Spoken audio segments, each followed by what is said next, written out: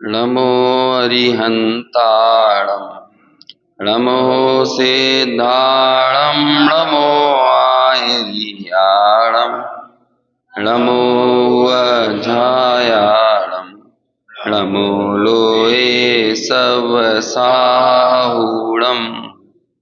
मङ्गलं भगवान् वीरो मङ्गलं गौतमो गणी मङ्गलं कुन्द कुन्दाद्यो जैन धर्मोऽस्तु मङ्गलम् सर्वमङ्गलमाङ्गल्यं सर्वकल्याणकारकं प्रधानां सर्वधर्माणां जैनं जयतु शासनम् जैनं जयतु शासनम् येनात्मा बुध्यतात्मैव त्वेनैव चापरम् अक्षयानन्तबोधाय तस्मै सिद्धात्मने नमः। समाधि तंत्र ग्रंथ में श्लोक नंबर 95 पर हमने चर्चा की थी।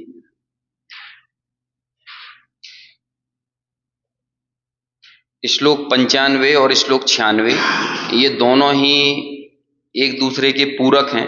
पूरक मतलब ये है कि 95 नंबर के श्लोक में अंतरात्मा की उस परिणति के बारे में बताया जिसके कारण वो सोते समय भी जागृत रहता है। जागृत मतलब मैं आत्मा हूं इस अनुभूति से सहित रहता है।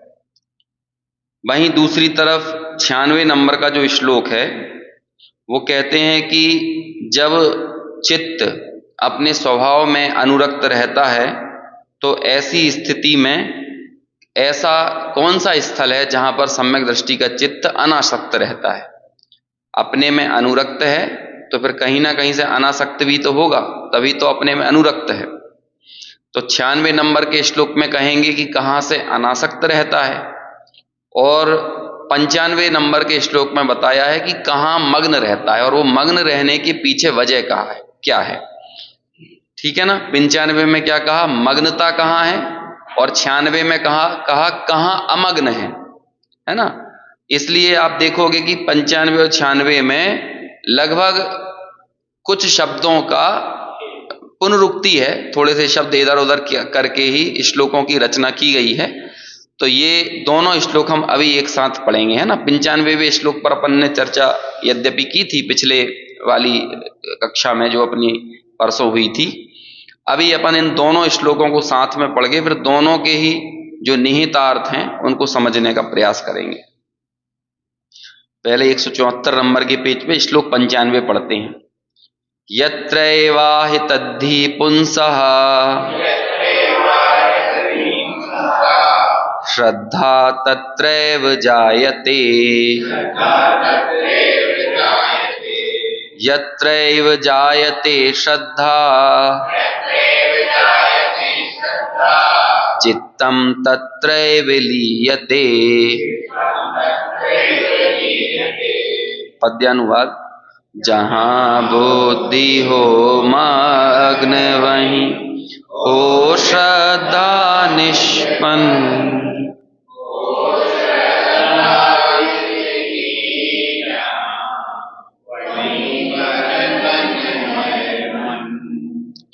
श्लोक 96। यत्रानाहि तद्धि पुंसः श्रद्धा तस्मान्निवर्तते यस्मान्निवर्तते श्रद्धा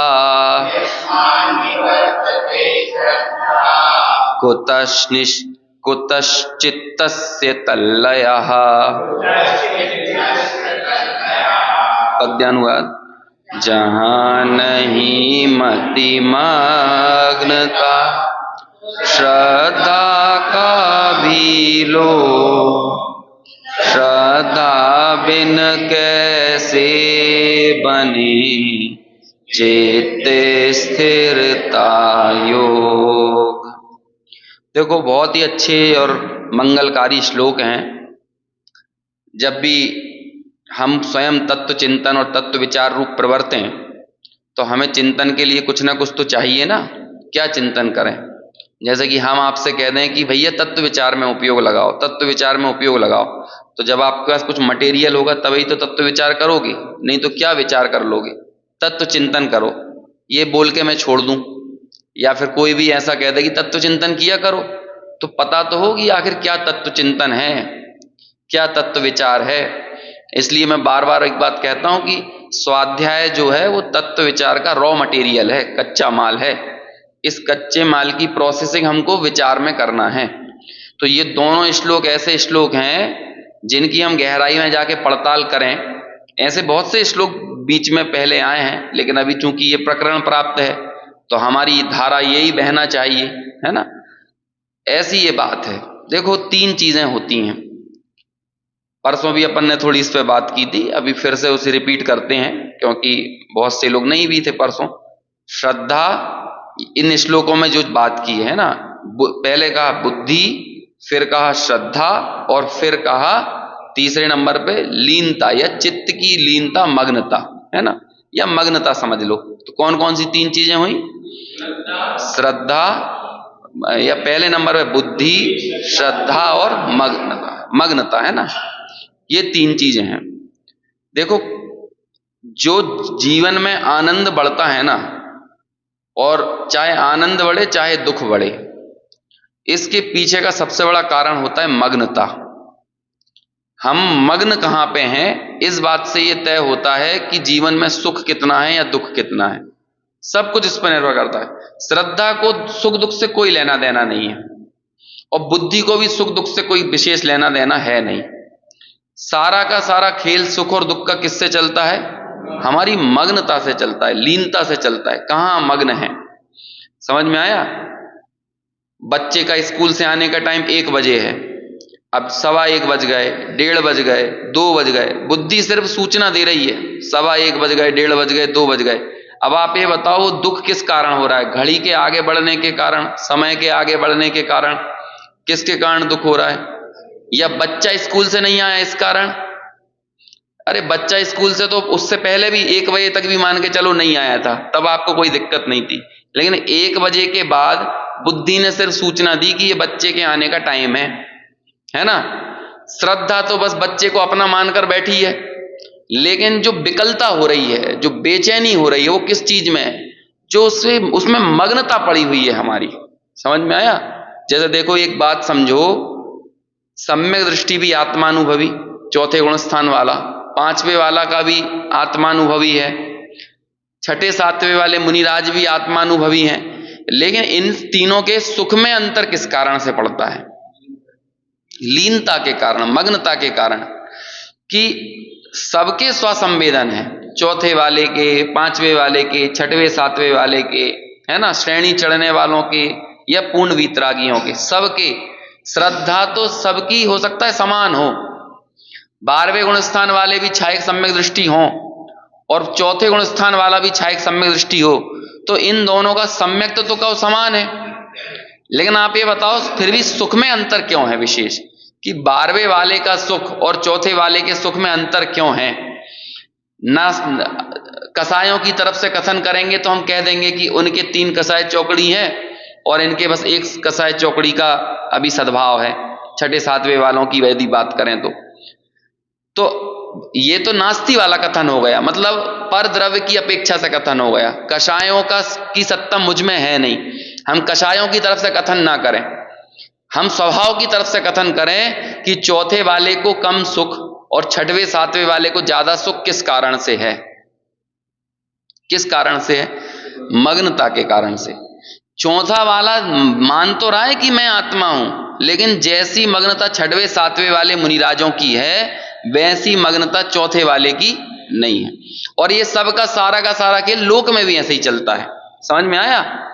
हमारे पड़ोसी, चलो ठीक है, घर में एक व्यक्ति का निधन हो गया, है ना, वियोग हो गया किसी भी, अब मान के चलो उस पुरुष का जो निधन हुआ है, व्यक्ति के निधन की घटना तो सेम है सबके लिए। अब उसकी पत्नी को दुख, उसके पुत्र को दुख, समझ में आया ना, उसके पड़ोसी को दुख, उसके दूर के रिश्तेदारों के दुख। अब इन सब के दुखों में वो लोग अंतर है कि नहीं है? घटना तो एक है, लेकिन दुख में अंतर क्यों है? मग्नता के कारण, कि पत्नी की मग्नता जितनी है उतनी हो सकता है पुत्र की ना हो।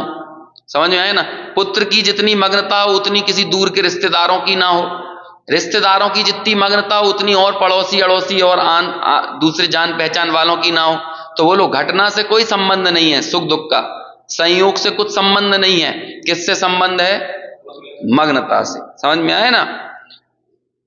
एक बच्चे का IAS के एग्जाम में पास हुआ, उसका आनंद, उसकी मां का आनंद, समझ में आया ना, उसके रिश्तेदारों का, भाई बहन का आनंद, उसके अड़ोस पड़ोस वालों का आनंद, नहीं फिर वो आनंद नहीं, फिर वो ईर्ष्या में बदल जाएगा, है ना, अड़ोस पड़ोस तक पहुंचोगे तो, है ना। लेकिन आप ये देखोगे अब घटना एक ही होते हुए आनंद, सुख और दुख में अंतर क्यों पड़ा? मग्नता के कारण, कि उस व्यक्ति के साथ हमारी मग्नता, रुचि कितनी जुड़ी है। कई बार ऐसा हो सकता है कि पिता को तो आनंद विशेष आ रहा हो, लेकिन जिसने वो एग्जाम खुद निकाला उसे कोई आनंद ना आए। क्यों नहीं आए? घटना तो वही है, मग्नता, उसकी मग्नता नहीं है। देखो आप ये सोचो, जितनी पटरानियां होती ना चक्रवर्तियों की, ये सब यदि पटरानी रह के मर जाएं तो सबकी सब बिल्कुल नरक में ही जाती हैं, है ना। कौन से, छठवें में पांचवें में है, तो वहीं उसी नरक में जाती हैं। अब चक्रवर्ती जो कि 6 खंड की संपदा सहित है, वो तो मग्न नहीं है उसमें, लेकिन उसकी पटरानियां मग्न है। तो बोलो वो जो वैभव था, उस वैभव की जो रुचि है ना, वैभव के होने से कोई सुख दुख का संबंध नहीं है। वैभव में जो मग्नता पड़ी हुई है ना, उससे सीधे सुख और दुख का संबंध है। ऐसे ही जितने जितने आप पर में मग्न होते जाओगे, उतने उतने स्वभाव से दूर होते जाओगे। जितने जितने स्वभाव में मग्न होगे, उतने उतने परद्रव्य की मग्नता से दूर हो जाओगे। बस ये इतनी सी बात बताने वाली ये 2 श्लोक हैं कि सुख और दुख का सीधा संबंध किससे है? मग्नता से है। समझ में आया? अब अगला सवाल होता है कि ये मग्नता हमारी होती कहां पे है? अगला सवाल क्या है कि मग्नता होती कैसे है, कि हम हमारे सुख दुख के इन कारणों को बदलें कैसे, कैसे उस मग्नता की धारा को परिवर्तित करें। तो आचार्यों ने कहा कि मग्नता बदलने के लिए मग्नता में कुछ नहीं करना। क्या करना है? श्रद्धा। आपकी श्रद्धा, आपका एकत्व जहां पर होगा, स्वाभाविक तौर पे आपकी मग्नता वहां पे होगी ही होगी, और कुछ नहीं करना है। बोलो, एक लड़की की शादी अभी पक्की हुई, अपन ने उस दिन भी उदाहरण दिया था, है ना। अभी शादी पक्की होने के बाद उसने जहां ये मान लिया ये मेरा पति है, तो अब उस पति की सारी सफलता इसकी। समझ में आया ना? अभी हो सकता है कि शादी हुई ना हो, लेकिन एकत्व हो गया तो उसकी कामयाबी इसे अपनी कामयाबी लगने लगी। उसके घर में पता चला कि भाई तेरे को 10, 20, 25 लाख रुपए का फायदा हुआ, तो इसे मजा आने लगा। उसने नई गाड़ी खरीदी तो ये आनंद भोग रही है, जबकि ये दूसरे घर में रह रही है। अभी तो शादी के 7 फेरे नहीं हुए हैं। समझ में आया ना? वो पूरा आलीशान घर इसे अपना घर लग रहा है, ठीक है ना। और अचानक क्या हुआ कि पिता ने बताया कि बेटी थोड़ी सी ऊंच नीच हो गई है आपस में, अभी जो तेरा संबंध वहां पे होना था अब नहीं हो पाएगा। तो बोलो, अभी जिस घर का आनंद ले रही थी वो अब उस घर का आनंद कितना आएगा? अभी जो उसे 25-50 लाख का फायदा हुआ था उसका कितना आनंद आएगा? क्यों? ये मग्नता का आनंद जो पहले आ रहा था वो आना बंद क्यों हो गया? श्रद्धा हट गई। पहले श्रद्धा पड़ी हुई थी, अब वो श्रद्धा हट गई। तो सीधी सी बात क्या है? मग्नता कहां होती है? जहां पे श्रद्धा होती है। और श्रद्धा कहां पे काम करती है? श्रद्धा का परिणमन कहां से होगा? तो उसके लिए कह रहे हैं जहां तुम अपनी बुद्धि लगाओगे, है ना। इसलिए देखो, पहले भी शायद ये बात निकली होगी अपनी, श्रद्धा का सारा पुरुषार्थ ज्ञान में होता है। कहां होता है? श्रद्धा का सारा पुरुषार्थ ज्ञान में होता है। समझ में आया? ज्ञान ही आपको ये दिशा ज्ञान बताई, ये सब चर्चा अपनी निकल चुकी है कि श्रद्धा तो अबोध बालिका के समान है। ज्ञान उसे सब कुछ निर्णय करके दे देता है, ज्ञान उसे निश्चय करके दे देता है। श्रद्धा तो आके बस एकत्व करती है, संवेदन करती है, बस इसके अलावा और कोई काम नहीं है। सारी एक्सरसाइज किसको करना है? ज्ञान को करना है। समझ में आया? तो इसलिए श्रद्धा कहां लगे, इसके लिए क्या करो कि ज्ञान की धारा को मोड़ो। समझ में आया? ये सब क्या होता है, देखो आप तत्वार्थ सूत्र में पहला सूत्र कह दिया मोक्ष मार्ग, वो क्या सम्यक दर्शन ज्ञान चारित्राणि मोक्ष मार्गा। पहला सूत्र एक तरह से ओवरऑल रत्नत्रय का महत्व बताने वाला है। दूसरा सूत्र सीधे आता है किसको बताने वाला, सम्यक दर्शन को बताने वाला, तत्वार्थ श्रद्धानम सम्यक दर्शनम। ठीक है, तो अब आगे चर्चा काय की होना चाहिए, सम्यक दर्शन की होना चाहिए। लेकिन इसके बाद बस एक सूत्र आता है तन्निसर्गाद अधिक माध्वा, वो सम्यक दर्शन निसर्गज और अधिगमज होता है। बस ये दो भेद बता दिए। अब ये निसर्गज और अधिगमज भी इसलिए बताया क्योंकि आगे अधिगम का महत्व बताना था, निसर्गज का नहीं बताना था। किसका बताना था? अधिगम का। तो कहते हैं अधिगम किन का करना है, अधिगम मतलब क्या होता है, गम, गम जो धातु होती है ना, गम, एक तो वो गम वो चिपकाने वाली होती है, लेकिन संस्कृत में गम जो होता है ना वो जानने के अर्थ में प्रयोग होता है। ये सारे शब्द जो बने ना, जैसे आगम, अनुगम, ये सारे शब्द क्या है, ये जानने के अर्थ में है। इसी तरह से अधिगम, तो ये भी किसके अर्थ में है, जानने के अर्थ में है ना। तो अधिगम, अधिगम करना पड़ेगा। किसका अधिगम करना पड़ेगा, तो बता दिया जीव अजीव आश्रव मन संवर निर्जरा मोक्ष, इन तत्वों का अधिगम करना पड़ेगा। अब इसके बाद पूरी की पूरी चर्चा ज्ञान की है। पूरे पहले अधिकार में काय की चर्चा है, ज्ञान की चर्चा है। समझ में आया ना? अब आप देखो कि बात तो सम्यक दर्शन की पहले की थी, पहले ही सूत्र के बाद सम्यक दर्शन को स्थापित किया। क्यों स्थापित किया? क्योंकि सम्यक दर्शन नहीं होगा तो ज्ञान और चारित्र सम्यक नहीं होगा। लेकिन उस सम्यक दर्शन रूप कार्य का मतलब श्रद्धा को सम्यक बनाने वाला काम कौन को करना है, ज्ञान को करना है। कमाल की बात यह है कि जो ज्ञान सम्यक दर्शन का पुरुषार्थ करता है वो ज्ञान मिथ्या ज्ञान होता है। जब तक सम्यक दर्शन नहीं हुआ तब तक तो क्या कर रहा है, तब तक तो ज्ञान मिथ्या ही है ना। ज्ञान की जाति तब बदलेगी जब श्रद्धा सम्यक हो जाएगी। लेकिन श्रद्धा को सम्यक बनाने का उपाय कौन करेगा, ज्ञान करेगा। देखो कई बार तो मुझे कुछ ऐसी पिक्चर और ये सब आती है ना, पहले आया करती थी, बहुत ज्यादा ऐसी कहानियां भी आती हैं कि एक बेटी जो थी वो किसी पिता ने उसके लिए किसी पुत्र को मतलब उसके लिए लड़के को नक्की किया कि तुम्हें इससे विवाह करना। लड़की नानुकुर करे तो वो पिता बोलता है बेटी बहुत मुश्किल से तेरे लिए ये वर छांटा है हमने, हमारी गरीबी दूर हो जाएगी यदि तू इससे विवाह कर लेगी तो बड़े आराम से उस बच्ची को समझाता है ना, कि तू कहाँ, मान के चलो लड़की किसी झोपड़पट्टी वाले है ना व्यसनी किसी ऐसे ऐरे गहरे व्यक्ति को या अपनी बिरादरी के किसी व्यक्ति को, अभी वो बच्ची दरिद्रता में थी और दरिद्रता में रहते हुए उसने किसी दरिद्र लड़के को ही पसंद किया। तो वो बेटी से पिता बोलता है, एक उपन्यास मैंने पढ़ा था तो उसमें भी बहुत अच्छे से पिता उसे समझा रहा होता है। तो वो बेटी उससे एक सवाल करती है कि पापा आप ये बताओ, आपने जो वैभव और संपत्ति देख के मेरे लिए जो वर चुना है, क्या आप मुझे लिख के दे सकते हो कि इस वैभव के बाद मिल जाने के बाद मैं सुखी हो जाऊंगी। अभी आप उदाहरण को उदाहरण की तरह ही लेना। तो पिता बोलता है कि देख बेटी, मैं कह तो नहीं सकता कि ये वैभव मिल जाएगा, पैसा धन संपत्ति तेरे पास आ जाएगी तो तेरा दुख जो है वो कम हो जाएगा, मतलब यार दुख नहीं होगा। लेकिन एक बात जरूरी है, झोपड़पट्टी में रोने से अच्छा है कि महलों में रो। क्या कहते हैं, है ना, मतलब वैभववान लोगों के पास दुखी होने के पास ज्यादा लग्जरी होती है ना, वो ज्यादा लग्जरी के साथ रो सकते हैं, ज्यादा लग्जरी में आंसू बहा सकते हैं। तो अच्छा ये है ना कि झोपड़पट्टी में आंसू बहाने से अच्छा महलों में जाके आंसू बहाओ।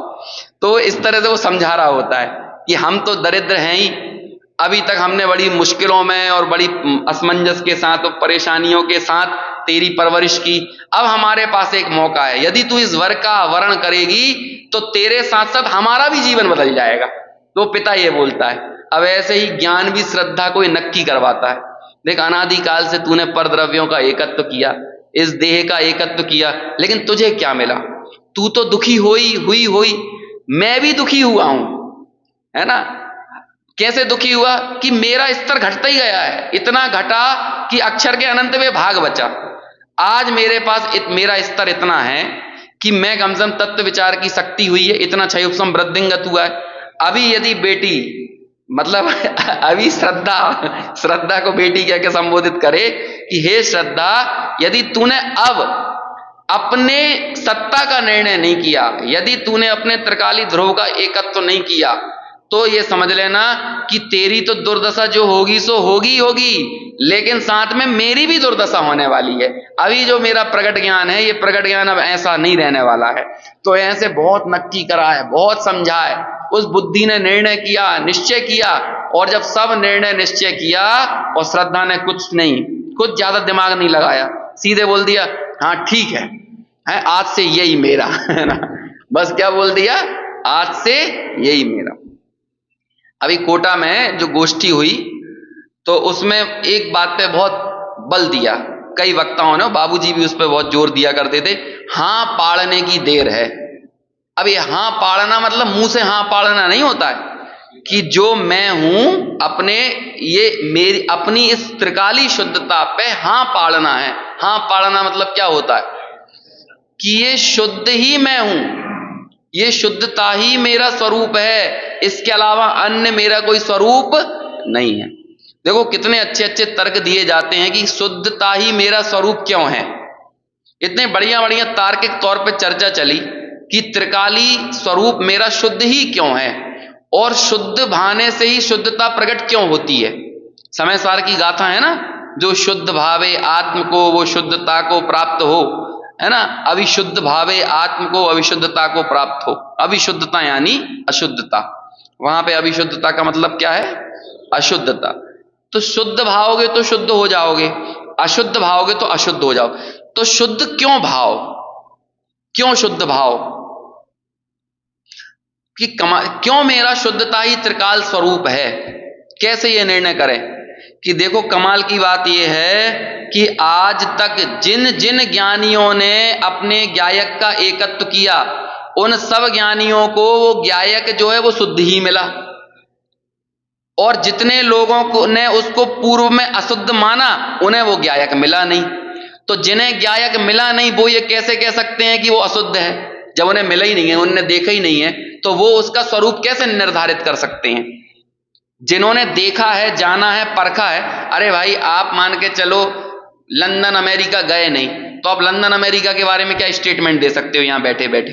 जो वहां जाके देख के आया हो वो बता सकता है ना।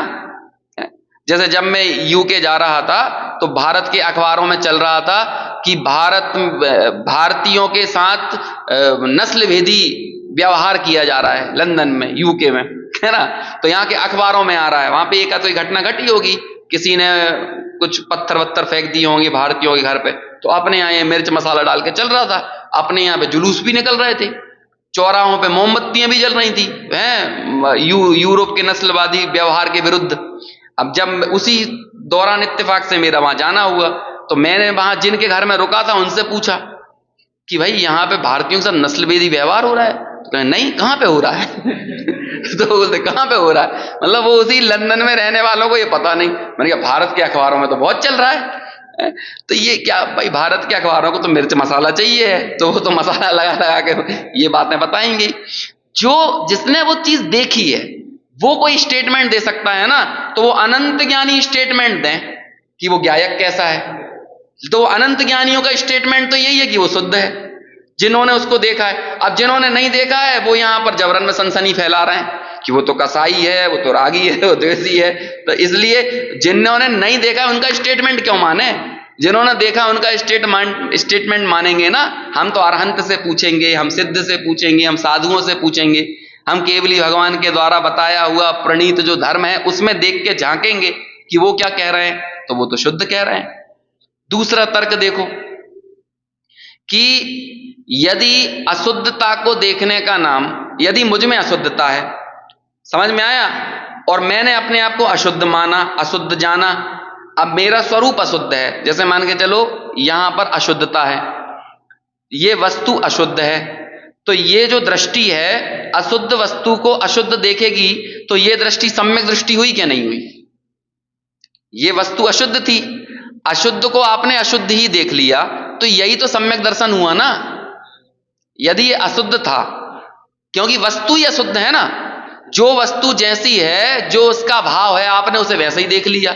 तो ये वस्तु अशुद्ध थी, आपने इसे अशुद्ध देख लिया, तो ये दृष्टि कैसी हुई? सम्यक दृष्टि। लेकिन ये बोलो सम्यक दृष्टि कब हुई? इसे अशुद्ध देखने से हुई कि इसे शुद्ध देखने से हुई? जब इसे शुद्ध देखेगी तब ये दृष्टि सम्यक दृष्टि होगी। तो इसका मतलब वस्तु कैसी है? शुद्ध है, तभी तो इस दृष्टि ने उसको शुद्ध माना, तब जाकर ये सम्यक दृष्टि हुआ। तो ये यही कहलाता है शुद्धता में हां पाड़ना। मैं हूं तो शुद्ध, लेकिन शुद्धता में हां पाड़ना मतलब अंदर की प्रतीति की, अंदर की परिणति की आवाज कि मैं तो शुद्ध ही हूं। अब मैं शुद्ध ही हूं, ये हां पाड़ना, ये श्रद्धा ने जो हां पाड़ने का काम किया, इसे हां पाड़ने वाला द्रव्य ये है। इस बात का निर्णय किसने करवाया? बुद्धि ने, ज्ञान ने। समझ में आया ना? किसने करवाया? बुद्धि ने। तो बुद्धि ने, बुद्धि का प्रवर्तन जहां हुआ, श्रद्धा का प्रवर्तन भी वहां हुआ, और श्रद्धा का प्रवर्तन जहां हुआ वहीं पर मग्नता हुई। और जब आपकी मग्नता जहां पर हुई, वहीं से सुख झरने लगा, और मग्नता यदि गलत जगह पे हो गई तो वहीं से दुख झरने लगा। बोलो सुखी और दुखी होने के लिए क्या करना है? अब पीछे से बात करो, रिवर्स मोड में बात करो। यदि मेरा दुख बह रहा है तो मैं गलत जगह पे मग्न हूं। यदि मैं गलत जगह पे मग्न हूं मतलब मेरी श्रद्धा गलत है। मेरी श्रद्धा गलत है मतलब बुद्धि का प्रवर्तन भी गलत है। यदि जीवन में सुख बह रहा है तो मेरी मग्नता सही जगह पे है। मग्नता सही जगह पे है तो समझ लो श्रद्धा सही है। श्रद्धा सही है तो समझ लो बुद्धि का प्रवर्तन सही हो रहा। बस ये है सुखी और दुखी होने के लिए। अब ये तत्व विचार करो इस चीज के लिए। समझ में आया? देखो कुछ चीजें हमें युक्ति से चीजों का निर्णय करना चाहिए। देखो कई बार जीवन में बड़ी प्रतिकूलताएं आ गई। अब उस प्रतिकूलता का समाधान हमें जो थोड़ा सा तत्व ज्ञान है ना, उस तत्व ज्ञान के कारण हमें उसका समाधान मिलता है, या थोड़ी सी समता आती है।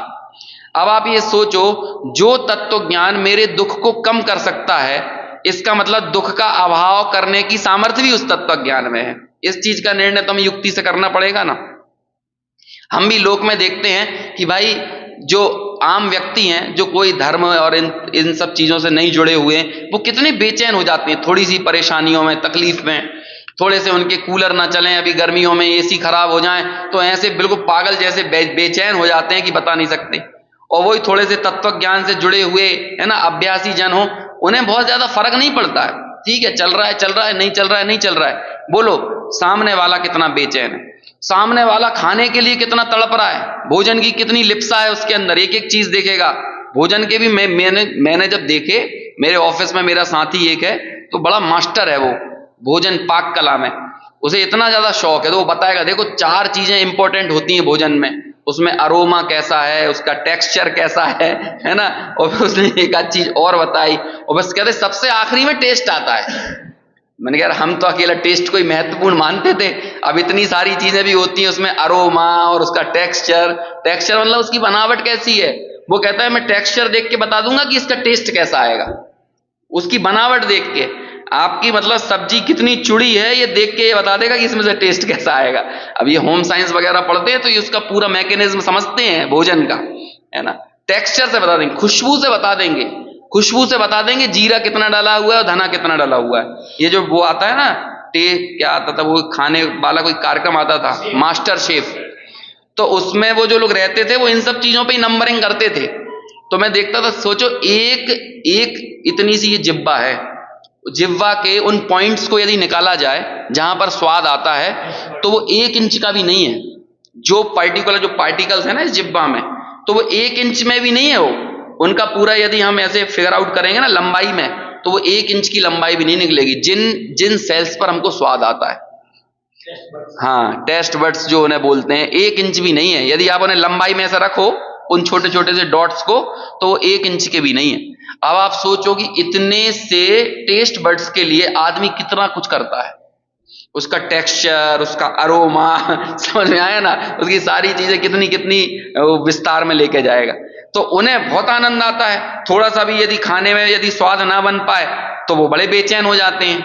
और भी दूसरी तरफ थोड़ा सा तत्व ज्ञान से युक्त हो, कुछ नहीं है, वो जीरा मन लगा के पराठा पूड़ी खा जाएंगे, उन्हें कोई नहीं, उन्हें बस पेट भरना है, उन्हें कुछ नहीं है, चटनी अकेली मिल गई वही खा लिया, जैसी कच्ची पक्की दाल मिल गई वही खा लिया, है ना। अभी ये लोग पूछते होंगे 16 वालों को क्या मजा आता है ना। ये लोग कई बार ऐसा होता है परम शोध का भोजनालय और वहां पे जाओ तो लोग वगैरह ऐसा बोलते हैं, अरे माल मसाला तो वहां है VIP में, है ना। कार्यक्रमों में होता है ना, परम शोध में कुछ नहीं है, लोग ये कहते हैं। तो भैया परम शोध में जो जा रहा है वो भोजन में कुछ ढूंढ ही नहीं रहा है, वो ढूंढ ही नहीं रहा है, और जो इन जगहों पे जा रहा है वो वहीं सब कुछ ढूंढ रहा है। तो इसलिए वो वहीं पे जब जो आदमी मग्न वहां पर है तो उसका सुख भी वहीं से झरता हुआ आएगा, लेकिन आखिर में देखना कि वो आदमी परेशान सा निकलेगा। और परम शोध वाले अपना खा पी के जैसा भी करके, यदि वाकई में जेन्युइनली खाने पीने से किसी धर्म का संबंध नहीं है, ये तो सब ऊपरी व्यवहार हैं, या समझ लो कि हमारे समय बचाने के, हमें गृद्धता ना हो, हमें आलस ना हो, कम हिंसा हो, कम आरंभ हो, उसके लिए ये सारी चीजें की जाती हैं और हम उपयोग को ज्यादा से ज्यादा अपनी तरफ मोड़ सकें। बाकी किसी खान पान की क्रिया को मैं पुष्ट नहीं कर रहा हूं कि इससे कोई धर्म होता है, लेकिन ये सब सहवर्ती सहयोगी कही जाती हैं, इसलिए निमित्त अपेक्षा से इन्हें भी उपचार से धर्म कह देते हैं, बाकी धर्म है नहीं। समझ में आया ना। तो क्यों नहीं उसे लग रहा है, क्योंकि उसमें उसका सुख झर नहीं रहा है, वहां पे वो मग्न नहीं है, वहां उसकी श्रद्धा नहीं है, वहां उसकी बुद्धि नहीं लग रही है। समझ में आया। ये इतनी सी बात है, हमें हमारे सुखी और दुखी होने का बस इतना सा उपाय है। अब आप विचार करो कि जो तत्व ज्ञान हमारे दुख को कम कर सकता है, क्या वो तत्व ज्ञान हमारे दुख का अभाव नहीं कर सकता? कोई एक ऐसी स्टेज भी तो होगी जहां तत्व ज्ञान की पूरी संतृप्तता हो और वो तत्व ज्ञान, वो तत्व विचार ने हमें हमारी अनुभूति तक पहुंचा दिया। तो बोलो वो अनुभूति में उतरा हुआ व्यक्ति आखिर सुखी क्यों नहीं होगा? और जैसे जैसे वो अनुभूति प्रगाढ़ होगी, वो मग्नता वृद्धिंगत होगी, तो एक ऐसी दशा भी आए बिना नहीं रहेगी जिसे हम पूर्ण वीतरागी दशा कहते हैं। और जहां पर वो पूर्ण वीतरागता प्रकट होगी तो वहां व्यक्ति सुखी हुए बिना क्यों नहीं रहेगा? इनका विचार करो, इसका निर्णय करो, गंभीरता से विचार करो। हम क्या कि देखो, एक बात बिल्कुल समझ लेना, आजकल एक धारा ऐसी चल पड़ती है, चर्चा चर्चा करने से क्या होगा। एक बात गारंटेड समझ लो, ये बिना विचार के चर्चा नहीं छूटेगी, बिना विचार के या बिना चिंतन के चर्चा नहीं छूटेगी। फिर आगे आपसे कहा जाएगा चिंतन से कुछ नहीं होगा। साथ जब आप चिंतन कर रहे होगे ना, तब भी इस बात का निर्णय रखना कि बिना अनुभूति के चिंतन नहीं जाएगा। ये 3 चीजें कंपलसरी हैं। अब होता क्या है, निश्चित तौर पर चर्चा को भी हे मानकर ही की जाती है, और ये हमें चर्चा ही बताती है कि ये चर्चा भी हे है। समझ में आया ना। ये जो हम चर्चा कर रहे हैं ना, ये चर्चा ही हमको बताएगी कि ये चर्चा हे है, लेकिन चर्चा तब तक होगी जब तक चिंतन नहीं होगा। फिर वो चिंतन हमको ये बताएगा कि ये चिंतन हे है। समझ में आएगा। लेकिन हे, वो चिंतन ये बोल भी रहा है कि मैं हे हूं, मैं हे हूं, लेकिन वो तब भी रहेगा। और कब तक रहेगा? जब तक अनुभूति नहीं होगी। अब देखो समस्या क्या खड़ी होती है, हम चर्चा को हे कह के चर्चा बंद कर देते हैं और चिंतन में जाते नहीं हैं। तो आप चिंतन में जाए बगैर इस चर्चा को बंद करोगे तो कोई ना कोई चर्चा तो करोगे। आप इस चर्चा को तो हे कहने लगे और दूसरी चर्चाओं में प्रवर्तने लगे और चिंतन तक पहुंचे नहीं हो, तो ऐसे व्यक्ति की स्थिति क्या है? ऐसा व्यक्ति कब चिंतन तक पहुंच जाएगा?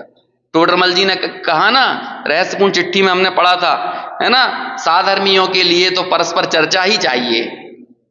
अब वही टोडरमल जी ये कहते हैं चर्चा ही चाहिए, और फिर बाद में वो कहते हैं कि लेकिन स्वानुभव का प्रयास तो रखोगे जी। एक तरफ लिखते हैं वो टोडरमल जी लिखते हैं, भाई आगम अभ्यास से युक्त चित्र पत्र तो लिखा ही कीजिए। क्या कहते हैं? आगम और अध्यात्म गर्भित पत्र तो लिखा ही कीजिए, क्योंकि इस काल में मिलना जब होगा सो होगा, लेकिन क्या काम तो करते रहना कि पत्र लिखो। क्योंकि जब तुम पत्र लिखोगे, जब तुम कुछ भी लिखोगे, इस तत्व से संबंधित कुछ लिखोगे, तो क्या करोगे? उस विषय में सोचोगे, आपकी धारा वो चलेगी। यदि आप लिखोगे नहीं, पढ़ोगे नहीं, सुनोगे नहीं, परस्पर वार्ता नहीं करोगे, तो आपकी चिंतन धारा भी नहीं चलेगी। अब आपने कहा ये तो हे है, ये तो बकवास है है ना, इसे कर लेने से क्या होगा, ये तो अनंत बार किया, लेकिन अनंत बार किया ये भी चर्चा ही नहीं में बोला आपने, लेकिन इस चर्चा को तब तक करना जब तक चिंतन तक ना पहुंचो, और हे जानकर ही करना। इसलिए तो जनागम बड़ी पतली रेखा है, इसके एक एक, इसलिए यहां पर कोई शब्द सर्वथा होने का दंभ नहीं भर सकते। कोई भी बात आप इस दंभ के साथ नहीं कह सकते, अरे चर्चा वर्चा बंद करो, ये दंभ नहीं कर सकते आप। चर्चाओं की अपनी उपयोगिता है, लेकिन चर्चा करते हुए ही चर्चा अपने आप को हे मानती है, फिर चिंतन करते हुए ही चिंतन अपने आप को हे मानता है। अरे चर्चा और चिंतन की तो क्या बात करें, जब हम अनुभूति में पहुंच जाएंगे ना, तो अनुभूति देखो कितनी कमाल की बात है। चर्चा करते हुए लक्ष्य चर्चा पे नहीं, ज्ञायक पे है। लक्ष्य क्या है, ज्ञायक। चिंतन करते हुए लक्ष्य चिंतन पे नहीं, ज्ञायक पर है। ये काम चर्चा और चिंतन तक सीमित नहीं है, जब अनुभूति हो जाएगी ना, तो अनुभूति का भी लक्ष्य अनुभूति पे नहीं रहेगा, ज्ञायक पे रहेगा।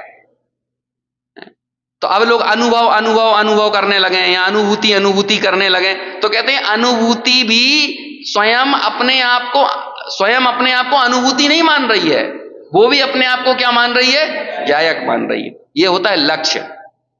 लक्ष्य नक्की होना।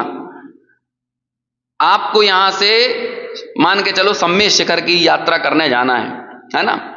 अब मैं सम्मेद शिखर जानबूझ के बोल रहा हूं, बोल तो मैं मनाली और शिमला भी सकता था, है ना, लेकिन पंडित जी साहब कहा करते थे महान चीज को बताने के उदाहरण भी अच्छे होना चाहिए, है ना। तो ऐसे हल्के उदाहरण नहीं दो।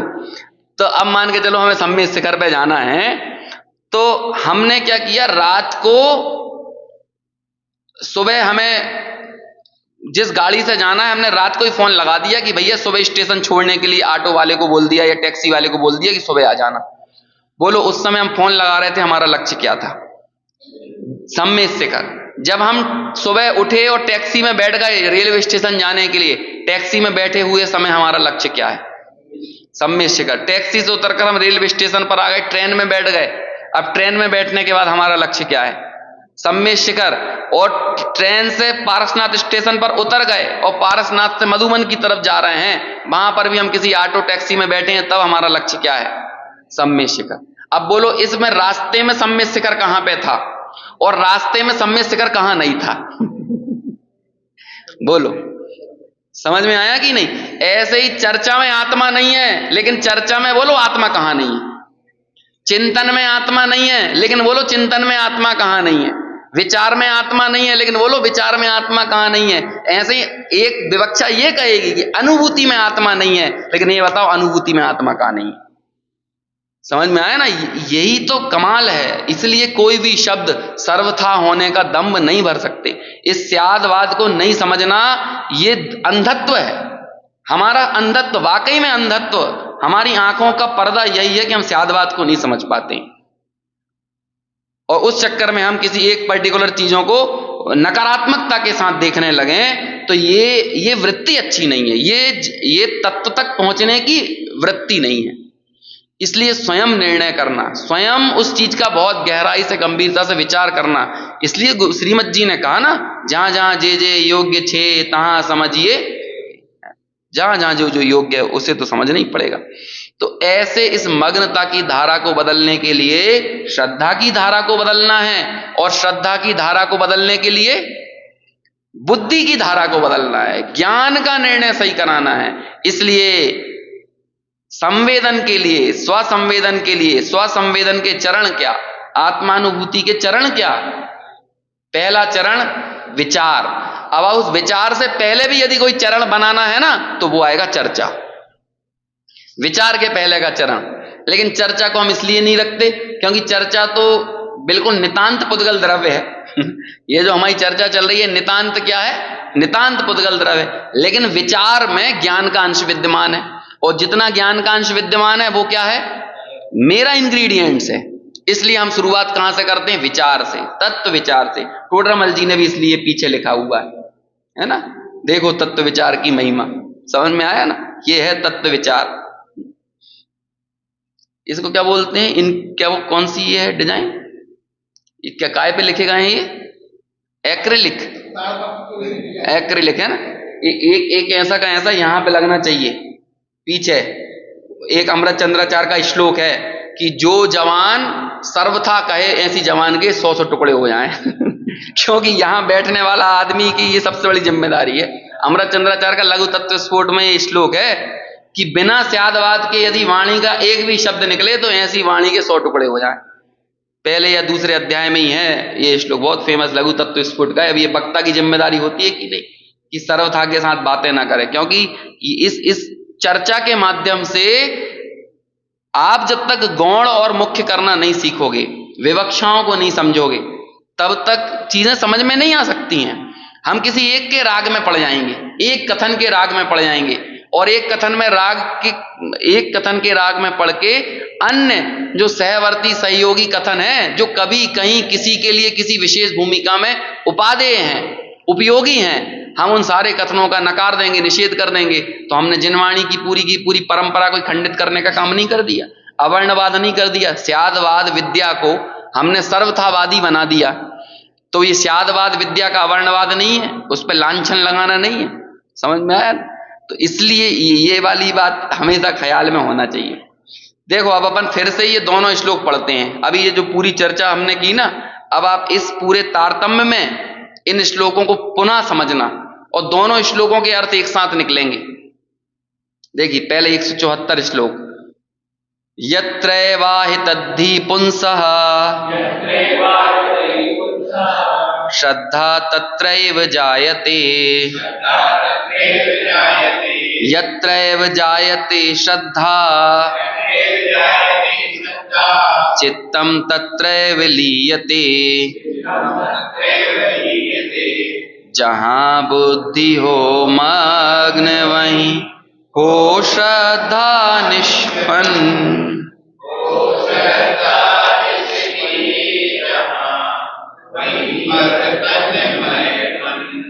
अब अगला श्लोक पढ़ते हैं, यत्रा नाहि तद्धि पुंसः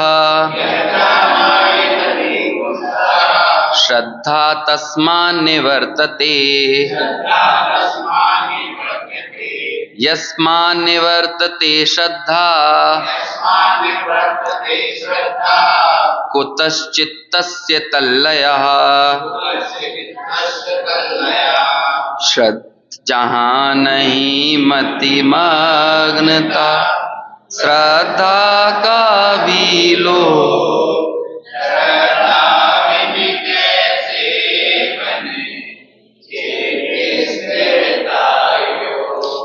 देखो आगे ना बात समझ में, पहला वाला जो श्लोक कहा उसी का अपोजिट अगला वाला कह दिया है ना। बहुत सरल श्लोक हैं, बिल्कुल याद करने जैसे हैं। देखो इसका तो हमने अन्वयार्थ किया था उस दिन, 175 नंबर के पेज पे देखिए, यत्र अनाहितद्धि, यत्र अनाहितद्धि क्या शब्द है? अनाहित, अनाहित, अनअहित है ना, और वहां पर था अवहित, यत्रैवाहित है ना, मतलब आहित, आहित शब्द था वहां पे, और यहां पर अनाहित शब्द है।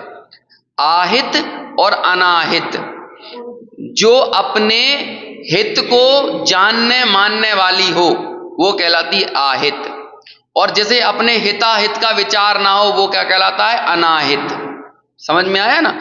जिसे अपने हिताहित का विचार हो वो आहितद्धि, जो अपना हित का विचार करने वाली हो वो आहितद्धि, आहितद्धि यानी आहित, हित अहित का विचार करने वाला ज्ञान, और अनाहितद्धि यानी जो अपने हित अहित का विचार करने वाला ज्ञान नहीं है, तो वो हो गया अनाहितद्धि।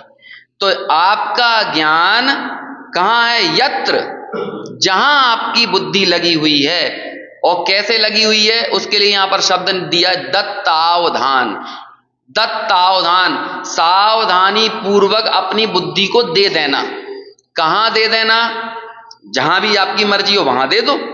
अभी हम सावधानी पूर्वक भोग विलास में देते हैं, लेकिन जो भोग विलास में बुद्धि को देते हैं उसे कहते हैं तो अनाहितद्धि है, इसे खुद समझ में नहीं आ रहा कि इसे क्या चाहिए और कहां पर पड़ा हुआ है। समझ में आया ना? ऐसा जैसे कि अपन बच्चों को बोलो बेटा आम खा लो, है ना, एप्पल खा लो, अंगूर खा लो, तो बोलेंगे नहीं चॉकलेट, वो कहेंगे आइसक्रीम।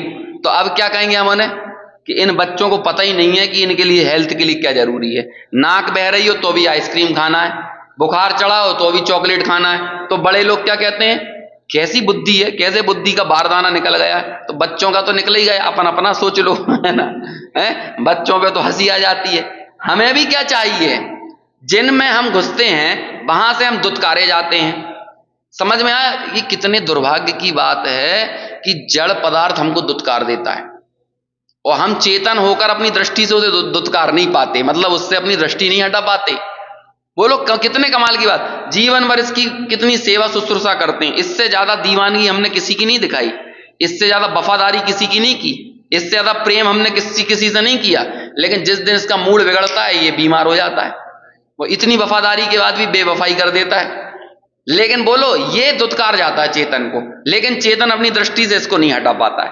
तो ऐसी बुद्धि को क्या कहेंगे, अनाहितद्धि। तुझे अपने हिताहित का विचार नहीं है। तो ऐसी अनाहितद्धि मतलब जहां तुम्हारा ज्ञान लगा हुआ है, जहां तुम दत्तावधान के पूर्वक अपनी बुद्धि को दिए हुए हो, तुम्हारी श्रद्धा भी वहीं चली जाती है। अब यहां पर क्या कह रहे हैं, यत्रा नाहितद्धि पुंसा श्रद्धा तस्मान निवर्तते, कि जिस विषय में पुरुष की बुद्धि नहीं लगी होती है, और बुद्धि नहीं लगी होती तो क्या होता है, तस्मात उससे श्रद्धा निवर्तते, श्रद्धा अपने आप वहां से हट जाती है। और फिर क्या कहा, तस्मान निवर्तते श्रद्धा, और जहां से श्रद्धा निवर्तित हो जाती है या हट जाती है तो कहते हैं कुतः चित्तस्य तल्लया, वहां पर आपका चित्त भला तल्लीन क्यों हो जाएगा, कैसे हो जाएगा। अब आप बताओ, अपने श्रद्धा का परिणमन तो ना कराओ और जबरदस्ती अपनी मग्नता हटाने का प्रयास करो तो कैसे हटा लोगे आप। दुनिया में उपदेश ऐसे ही दिया जाता है, फिल्म मत देखो, यहां भोग विलासों में ना उलझो, लेकिन आप अकेले इस उपदेश को देते देते सामने वाले को उन भोगों से नहीं छुड़ा सकते जब तक उसकी श्रद्धा का परिणमन नहीं होगा। हम टेम्परेरी देखा देखी में कुछ क्षणों के लिए, क्योंकि हमारे जीवन भर में रुचियां बदलती रहती है ना, हम भी दिन में कई बार भोगों को छोड़ देते हैं और ऐसे जैसे कई बार हम मोबाइल ऐसे फेंक देते हैं जैसे कि अब उठाएंगे ही नहीं, है ना, एकदम ऐसे ऐसे निराश हो गए, लेकिन आधे घंटे बाद फिर चले जाते हैं। क्यों चले गए, क्योंकि बिना निर्णय के बिना निश्चय के हमने उसको छोड़ा है। हमारी श्रद्धा नहीं हटी है। हमने जिस काल में तल्लीनता छोड़ी है ना मोबाइल की, तब भी हमारी श्रद्धा नहीं हटी है। कई बार हम कोई चीज ऐसे ज्यादा खा लेते हैं ना, तो ऐसा लगता है कि अब तो कोई खाना सामने ना लेके आ जाए, अब तो कोई बिल्कुल, अब तो मैं मीठा खाऊंगा ही नहीं। जिन्हें डायबिटीज हो और मीठा खा लेते हैं तो एकदम उनके चेहरे वहरे पे क्या थोड़े से भारीपन आ जाता है, खून में क्या शुगर की मात्रा बढ़ जाती है ना, तो बॉडी एकदम रिएक्ट करने लगती है, सिर भारी होने लगता है, पैर भारी होने लगते हैं, तो कहते हैं अब मैं मीठा खाऊंगा नहीं। लेकिन अगले दिन फिर कोई सामने चीज मिलती है फिर खा लेते हैं। क्यों, क्योंकि श्रद्धा नहीं हट रही है, श्रद्धा नहीं हटी है। और श्रद्धा क्यों नहीं हटी है कि बुद्धि उन्हें यही बता रही कि मजा तो इसमें ही है, मजा रसगुल्ले में ही है, मजा इसमें ही है। समझ में आया ना। तो परमानेंटली किसी चीज से यदि हटना है, लीनता को छोड़ना है, तो उसका उपाय क्या है, श्रद्धा को बदलो। और श्रद्धा कब बदलेगी, जब बुद्धि बदलेगी, है ना। तो ये सब अपन ने अभी चर्चा की और इसकी टीका के आधार से कल आगे विशेष चर्चा करेंगे। अभी यहीं विराम।